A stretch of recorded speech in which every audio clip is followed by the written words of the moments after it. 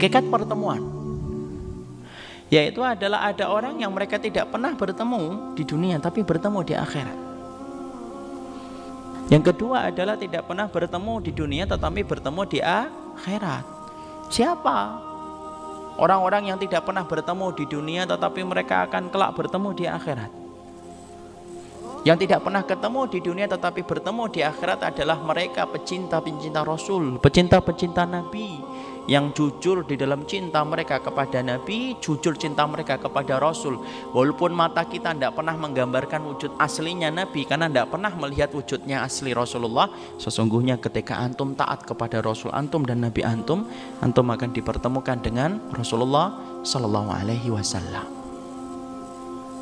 Mayuti'illah wa rasulah fa'ulaika ma'alladina an'amallahu alaihim minan nabiyyin was-siddiqin wasyuhada was-salihin wa hasuna ulaika rafiqa.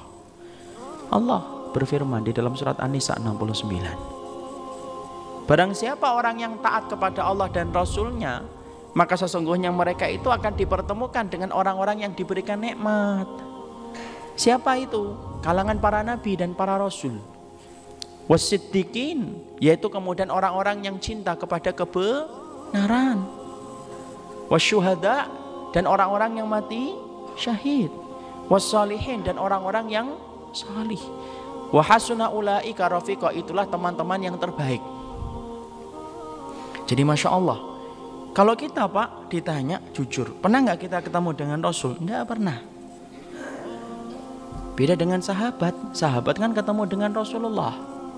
Tapi kita tidak pernah ketemu dengan Rasulullah Sallallahu Alaihi Wasallam. Padahal lisan kita paling sering menyebut nama Rasulullah dalam setiap salawat kita, dalam setiap ibadah kita, di dalam tasyahud kita.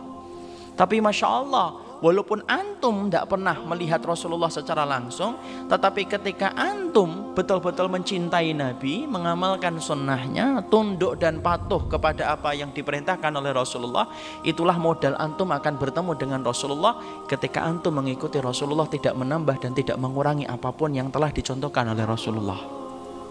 Itulah nikmat yang besar. Nikmat yang besar itu kapan? Nikmat yang besar itu ketemu Rasul. Makanya tidak ada musibah yang paling besar yang menimpa kepada umat Islam kecuali meninggalnya Rasulullah. Bahkan diceritakan di dalam kitab para ulama, salah satunya ada di dalam kitab Al-Bidayah wa Nihayah, bagaimana suasana mencekam sedihnya para sahabat ketika mereka baru ditinggalkan Rasulullah. Seakan-akan tangan mereka enggan untuk mereka tarik dari tanah-tanah yang mengubur Rasulullah Sallallahu Alaihi Wasallam karena kesedihan yang berlaku pada zaman itu. Siapa yang paling sedih di antara keluarganya Nabi? Fatimah radhiyallahu anha.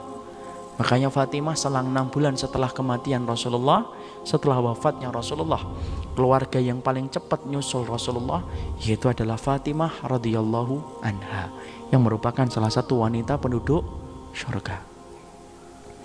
Makanya para sahabat saat itu diem, semuanya tenggelam dalam kesedihan. Ali bin Abi Thalib diem, Abu Bakar diem, Umar bin Khattab diem. Mereka kemudian diam ketika baru ditinggalkan Rasulullah Sallallahu Alaihi Wasallam. Karena mereka sepakat ketemu dengan Nabi itu kenikmatan yang luar biasa. Sahabat itu rata-rata menikmati bagaimana pertemuan mereka dengan Rasulullah. Makanya ada seorang sahabat yang datang kepada Nabi dalam keadaan bersedih. Sampai Nabi bertanya kepadanya, Mali araka hazinan, kenapa aku melihatmu dalam keadaan sedih? Naqdhu wa naruhu ma'aka ya Rasulullah. Sahabat tersebut lalu berkata, ya Rasulullah, kami di waktu pagi, sore selalu bertemu dengan wajahmu. Yang kami sedihkan adalah bagaimana nanti ketika engkau telah meninggal dunia, bagaimana nasib kami ya Rasulullah. Tentunya surga kami belum tentu sama dengan surganya engkau.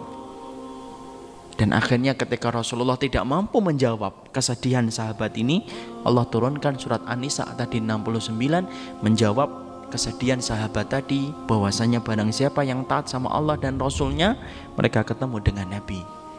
Tapi perhatikan, jangan melakukan bid'ah.